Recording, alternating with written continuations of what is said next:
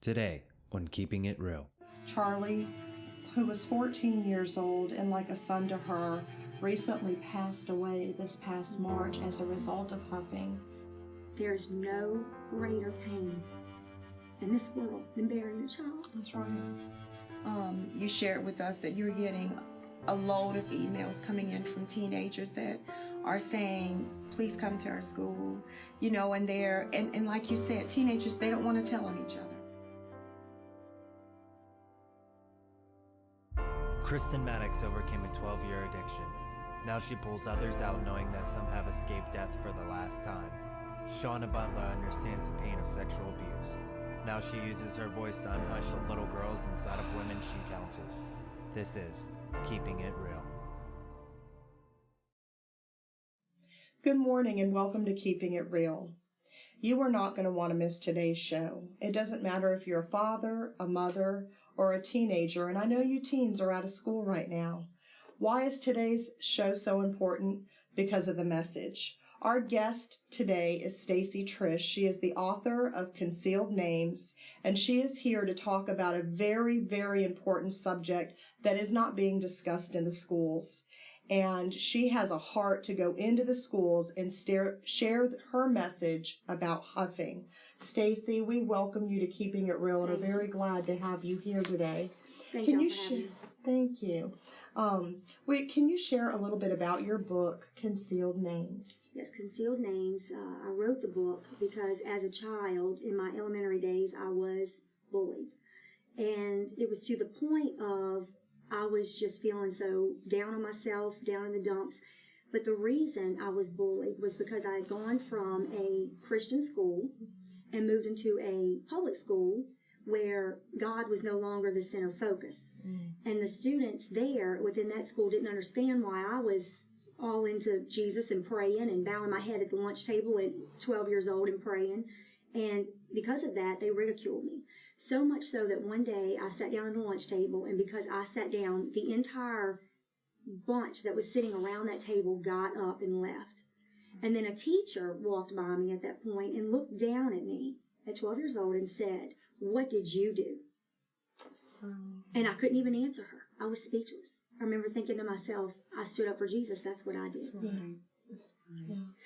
That's amazing. You never realize how, I know Kristen mentioned your book, Concealed Names, and how, God can take what the devil meant for bad and turn it around for good. And now you were able to birth through that a book in order to help others that are dealing with bullying. Right. So that's a blessing. Yes, it is. I wrote Concealed Names not just for bullying. I wrote it in a sense for young adults and adults alike to realize that God has a purpose and a plan for their lives. It doesn't matter what you're going through. It doesn't matter if you're being bullied. It doesn't matter if you're being molested. It doesn't matter if you're being abused at home. It doesn't matter what the circumstance is. God still has a plan for your life. That's right. What made you choose the name Concealed Names? Most people go through their lives and they do not know what their name means. You are not given your name by chance. God gave you that name. It was a divine intervention from Jesus, the name that you have. That's awesome. And so what can people expect when they read your book? What is it about? It is a book that brings supernatural warfare directly into your face. If you're into action, if you like fast-paced books, if you want to have a edge of your seat thrill ride, there's also 4 Cajun grandmas in it that are hilarious. So from my Cajun roots, I decided to bring that aspect of my life into the book as well. But what I want to caution parents, if you have a child under the age of 13, I caution you to read the book first before you allow your child to read it. And the reason being is because it is supernatural warfare and it is demonic beings versus spiritual beings. What made you choose that type of book, like to choose to do the demonic against the spiritual beings? We go through this life and we look at it as a physical, like we're dealing with each other in flesh and blood, but we're not. We are not dealing with flesh and blood. We are dealing with supernatural warfare. We are dealing with a spiritual realm. Right. Children today, teenagers today, are not being taught that. Right. They're being taught, I'm mad at you, and this is the way we need to react because we're mad at you. Or I'm mad at this person, and so let's ignore them and let's, do these things, these hurtful things, backstabbing, what have you. when if they were taught that it's more than just what you're seeing in flesh and blood. It's more than what you're hearing, the words that you're hearing. What it is it's a devil that's on the rampage, and he's out to seek, kill, and destroy. Right. It reminds me of the scripture that says we don't fight against flesh and blood, but against spiritual things, principalities in high places. And so I'm so glad that this book is out. So what you're saying is that the characters in the book are actually seeing things in the spiritual realm and live kind of instead of the physical realm. They see it in the physical, but they're also witnessing it very much so in the spiritual realm. Right. So if you pick up this book and you read it, you'll be able to kind of relate to, it's not just happening here. That's correct. I have to be aware of what's happening in the spiritual realm. Yes, and there are very real life circumstances and happenings in the book, and that's why I tell parents if they're under the age of 13, please read it first. Yeah, that's good. And then you had a very hard, traumatic thing happen with the loss of your nephew that was like a son to you. Yes. Just this past March. Can you share with our viewers? I originally started out seeking God when I wrote the book, asking God what was the message that he wanted me to portray. And I knew that I'd written the book because I'd been bullied. And I felt that was what God was trying to relay as a message through me. And so I began speaking in schools and getting on television, having television interviews, radio interviews, and I was out speaking out against bullying. And my nephew, Concealed Names was his favorite book, and it was inspired, the two main characters were inspired by my nephew Charlie and my niece Faith Ann, his sister. Well, Charlie loved the book. It was his favorite book. And he and I had many conversations, and he just believed with all his heart that one day that book was going to be a movie, because it's a 1 in a 4 book series. So he's like, Aunt, that's going to make an awesome movie. He hated to read, but for my birthday, as a birthday present, the whole week before, he sat in his room and he read the book. Wow. So for when he came to my house for my birthday party, he said, Aunt, I read the book. He said, I loved it. He said, I can't wait till you start book 2. I can't wait to read it. So, well, before you finish that story, let's take a commercial break, and we're going to hear more about Charlie and the story and what happens after that when we return. Today, girls will die as a result of abuse that went too far, drug overdose, and even suicide. It doesn't have to end like that. There is hope. Hi, I'm Kristen Maddox, founder of A Door of Hope Ministries. A Door of Hope provides free services to girls and women that are stuck in a vicious cycle. Some have escaped death for the last time. Without a place to go, they will return to the streets, their abuser, jail, or even worse, end up dead. Let's rescue them by providing a home where they can come free of charge to receive the healing they need. There's a cry in their souls for freedom. We're responding to their cries. The question is, will you help us? Visit our website at www.adoorofhopela.com or call 225-665-HOPE. Together, we can make the difference between life and death. Thank you for tuning back in to Keeping It Real. We're here with our guest, Stacie Triche, and before we went to commercial break, we were talking about your book, Concealed Names, and we were also talking about your nephew, Charlie, and we want to find out what happened after the release of your book with your nephew. He was very adamant that the book was going to become a movie someday, because like I said, it's a 1 in 4 book series, and he loved all the action adventure in it and the supernatural, and he said, Ann, I just know that, God's going to use the book to minister to teenagers and adults, and we'd had that conversation many times. On March the 21st, he passed away of this year, and he was in his classroom a week prior to that, and a classmate stole a can of keyboard air duster from a teacher's desk, and he huffed it in front of Charlie and told Charlie it was no different than sucking helium from a balloon. So Charlie tried it, and they both were talking funny. A week later, he decided to try it again at home. His best friend was there. His best friend did not do it. His best friend said he was giggling, laughing. when he came back into the room, and he stood up. He got up off his bed, stood up, and he laid down on the floor, face down, on the pallet that they'd made, because they decided they were going to play Xbox all night. So they made a big pallet on the floor. And when he laid down on the floor, his best friend asked him, he said, "Charlie, man, you okay?" And he looked up at him, he said, "I feel sick." And he said, "Well, you want me to get somebody?" He's like, "No, I'm okay." He said, I feel sick. He's like, "I'm just going to go to sleep. It'll be okay." 15 minutes later, his best friend shook him, and he was unresponsive. And he was 14. 14. Now, you are talking about this can of air, right? The air that you spray? And that's the misconception. And that was the misconception Charlie had. And that's what message I want to relay to not only teenagers, but to these parents.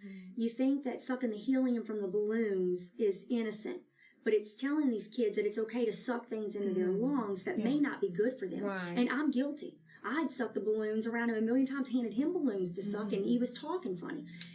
And let me back up. Charlie was a child that was beyond self-disciplined at 14 years old. He was anti-drugs, anti-alcohol. He would not eat sugar nor drink a soft drink at 14 years old when he was training for football. He was that adamant he was going to make it and play for the LSU Tigers. He was going to march out on that field one day. That was what he felt like his goal was going to be. And the youth pastor at our church asked him, what are you going to do with your life? And he said, "I'm going to play football." He said, "But why are you going to play football?" And he said, "Because I want the platform to do something great for God." So this was not a child who was experimenting with drugs. We had the coroner do a television interview with me, and he even said on the show that there was nothing in Charlie's system other than this air, what they thought was air, in this can. But it's not air. It's a gas. It's a combustible gas. And what the coroner explained is this gas fills the lungs. It tells the brain to stop breathing. The response of the brain that tells you to breathe tells you to stop. And then they die of a heart attack. Wow. And then they asphyxiate. You know, that's something to think about, because I know I've often said, I've told my husband, I've asked him to go and buy a can of air. And I said, isn't that something that we're paying for air, something that's free? Because I've always thought of it as just being air, and which is probably what these kids are thinking, that it's just air, but it's not just air. It's not. So God has moved my message now from just bullying, because I am still speaking to schools and in churches about the bullying. But now God has showed me that there is a whole other avenue out there. And I want parents to understand that just because your children are surrounded by love, just because your children are growing up in a Christian home, a Christian environment, does not make them above falling for these things that they wouldn't normally do, or you wouldn't think that they would do. Right, because it seems like it would just be innocent. Kids getting together, having fun. I mean, after all, it's not alcohol, it's not marijuana, it's not cocaine or whatever else. And it seems innocent, but it's really not. No, it's not. And I'm so glad that you mentioned even about the balloons, because myself as a parent, every party we have, I'm the one untying the balloons and handing it to my kids, and we're on the floor giggling, laughing, inhaling, sucking in the air that's in there and thinking it's funny. But even in that, something very tragic could happen. So I'm so glad that you're here sharing this today, because a lot of us didn't know that. And see, I didn't either. And I've heard of people, huffing gas or paint thinners or what have you. I don't even know what they huff with the paint, but I'd heard of it roundabout ways of people doing that, but I'd never realized that there are these aerosol cans out there. There's over 1,400 of them on the market that these kids can get their hands on, that they can huff for a temporary high. Some of them get a high fixation from it. But the thing is that if you do a little research, you'll read that the Substance Abuse Clinic put out a statement stating that now, as of 2013, and here we are in 2015, that between the ages of 9 and 14, it is the number one abused drug amongst our young people of that age. And 1 in 3, by the time they're 14, have either huffed or they've been exposed to it. 1 in 3. That is a huge statistic. It really is. Are there any signs that, parents can look for to know that their kids are doing this? There's signs. Some of them break out with sores around their mouths because it is very addictive. It can be addictive. Mm-hmm. And so start paying attention if you see any aerosol cans laying around, or if they're going through their aerosol deodorants quicker than what they're supposed to be going through, any Glade air fresheners. If you notice your Glade air fresheners are running out in a hurry, just pay attention to those types of things. The Cool Whip cans that they're getting their hands on now and huffing. It's just so many things on the market. Mm-hmm. But I'm asking all parents to start paying attention to your aerosol cans. Mm-hmm. And if a parent has a child that they suspect is huffing, or that they know for sure is huffing, where can they go for help, or is there a place that they can go? There isn't a particular place, but there are counseling agencies in your area, and I encourage you to please reach out to a Christian counselor and do it in a hurry. Don't wait. This is so addictive. Once they start on it, it leads to more and more drugs. Like next thing you know, they're smoking pot, or they're taking pain pills just to get that next high, that next urgency. And so I'm urging parents to just make that step, make that call. Call a local drug abuse clinic or what have you in your area, and find out who the Christian counselors are that can help you. So I guess when they start, it's just for fun. Right. But then it ends up being either addicting, or it could actually kill them. That's correct. Right. That's, it's amazing some of the things that's out there that we especially in our age group, that we never really knew about, and things, it's more and more things that are coming into the world today that kids are starting to do, and that it's so important for us to get that information out there, so that parents could know what to look for. And I think about how here it was your nephew that was not into drugs. No. That was an athlete, loved the Lord. And he just tried something for fun and not to get high. It wasn't to get high. It was just to laugh and giggle and have fun. Right. And so how much more the kids that are doing this every day, he sometimes you only have one shot. And that was that one shot, and he, he passed away from it. Right. And there are kids that are doing it constantly. So we really need to be aware of what's going on in our houses as parents, and notice if there are aerosol cans that are being emptied pretty quickly. And ever since I put this on Facebook, and I changed the mission and spoke out about what happened to my nephew, I have had over 100 students that have emailed me, because I've given my email address, that have emailed me begging me to come to their schools. And it's all these local schools around here begging me to come, from Mississippi, Alabama, New Orleans, Louisiana, begging me to come to their schools because their peers are huffing.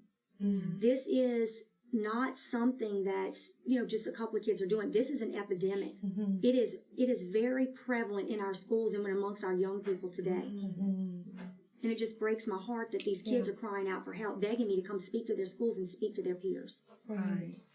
I'm wondering, well, we're going to take a commercial break, and then when we come back, I want to go a little bit more in depth with this huffing and just kind of maybe talk about, that these are the symptoms, but what is the root of it, like what's causing them to turn to that. And maybe we can kind of talk about that when we come back from commercial break, when we return. I'm Pastor Philip Pimlott, and this is my wife Kelly, and we want to extend a special invitation for you to come and visit us at Heartsease Family Life Church. Heartsease is a safe place for you and your family, a place where life starts, love happens, and purpose is revealed. Our church is located at 12112 Florida Boulevard, and our services are Sunday mornings at 9 and 11 and Wednesday evenings at 6:45. For more information, check out our website, hflc.us. Welcome home. Welcome back to Keeping It Real. Our guest today, Stacie Triche, is here sharing a very personal story that is near and dear to her heart. And she's talking about the consequences of huffing and how our teenagers have been introduced to this. But it's so personal to her because her nephew, Charlie, who was 14 years old and like a son to her, recently passed away this past March as a result of huffing. And I know that it hasn't been that long, Stacie. I know this has got to be just so hard for you. But I also know that there is an assignment on your life from the Lord, and that Charlie's life was not in vain, and neither was his death, and that many, many lives will be touched through his testimony. And when we left off, you were just going to share with our viewers some of the reasons that kids may feel pressured into huffing. There are, like I said, there's over 100 emails that I've received now of students contacting me telling me that they are begging me to come to their schools and speak to them because their peers are huffing. A lot of them are telling me it's because they're being molested at home. It's because they don't have fathers in the home, they don't have the mother figures in the home, or the mothers or fathers, vice versa, are not showing the love, or they're not there, they're absent from the home, and they're not giving them the attention that they need. And most young people today, they look for these things due to the fact that they are searching for an answer. They are looking for something to help them escape reality, because their reality is not, it's not pleasing. It's not something that they want to endure or have to live through. On the flip side of that, you have those who are innocent, like my nephew, who was surrounded by love, in family that just adored him. I mean, he had his own bedroom in my house, he had his own bedroom in his dad's house, and he could go to my parents anytime and have his own bedroom. He was very much so loved, who was fooled by the misconception that it was just air in a can, like helium in a balloon. And so kids have the misconception that it's just fun and it's harmless. Right. And it's not. And these children are crying out, and the letter, the most gut-wrenching letter that I've received yet, was from a 14-year-old girl, same age as my nephew. He made 15 on April 25th, who her classmate, who was one of her best friends, committed suicide that day. And she told me it was because he had a home environment he just couldn't endure. And it just absolutely broke my heart. And it just brought, that sickening feeling. And she told me that she knew how I felt having to bury my nephew, because she was going to have to endure burying her friend, one of her best friends.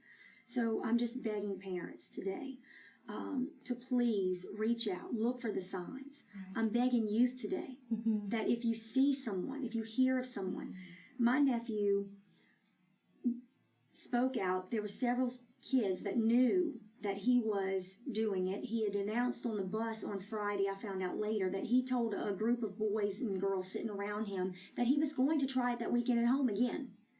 But they did not think to tell anybody. I met with a 15-year-old boy and his mother, and we were having a conversation, and this young man proceeded to tell me that, he was trained not to tattle, not to snitch. And don't we as parents teach children, stop tattling, go to your room. Why are you snitching? Parents, please tell your children it is okay to tattle. It's okay to snitch if it's something that's going to end a child's life or endanger someone. That's right. If someone on that bus had contacted my brother, or contacted or told a parent, and they would have contacted one of us, we would have been able to do some research and say, you know what, son, this can kill you. And he would still be here today.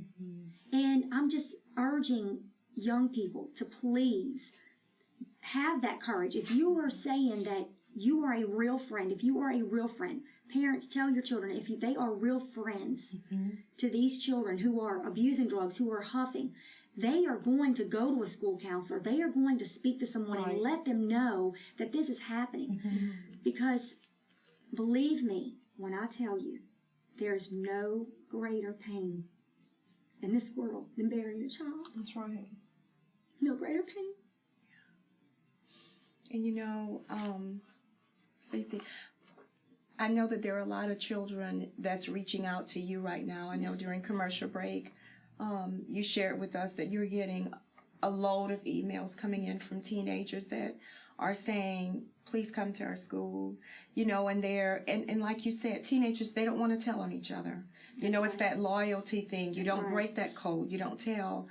But, they're still there going behind the scenes and reaching out to you through email and saying, please, my friend is doing this and I don't want to see them, end up committing suicide pretty Right, much is right. what they're doing when they take this and they die. You know, God has just really commissioned you to be able to go out there and do that. And I know with this book, He's opened up a door. And I know that you said that you were going to use this book, 100% of the proceeds to go Yes. towards doing this, Yes, right? that's correct. As- I've had push cards made up, and it has the bottom of the push card has Charlie's story, and the top of the push card has the statistics that I mentioned earlier in the program, along with some other statistics. Just enough information to let parents know what's out there, the dangers, and also let the kids know that it can kill them. And I am finding when I step foot in these schools, it will blow your mind the way the students will react and look at you when you have a picture in front of them and you tell them that child died from it. It makes a big difference. It makes a major difference. Right. And so how can people get your book and how can they contact you? It's available at Amazon.com. It's also available at Barnes & Noble Books A Million. And they can contact me through my email address, which is concealedseries@gmail.com. And also my main contact and where I have information about the dangers of inhalants is on my Facebook page. And that's facebook.com/concealed series. Thank you. Well, I know, you know, I'm glad to know that you are going into the schools, and if there are any schools that need to get in contact with you, they can get in contact in that way. Are you doing any book signing at any point soon? Yes, I am. I have several book signings lined up, as well as speaking engagements where the public is invited. And so I encourage you to go to my Facebook page and look at those upcoming events if you'd like to come. Okay. That's wonderful. Well, we are so glad that you've taken time, really, Stacie, to come and share with our viewers. I know that there are going to be parents watching this, teenagers watching this, and it's an important message that you carry. And I'm just I'm sorry about your loss, and I pray that you reach just so many people so that when we get to heaven, Charlie is just overwhelmed with the ones that we've been able to touch and reach. Amen. Amen. Thank God you. bless Thank you and for the work having me. that you're doing. Thank you. Thank you. Well, that's the end of our show, and we just want to let you know that if you know someone that is huffing, you can get in contact with Stacie. You can call our show. The number is on the screen. You have to use your voice in order for them to get help. Until next time, bye-bye. Do you have a story? Send your personal story to info@adoreofhopela.com for a chance to be selected as a guest on the morning talk show, Keeping It Real.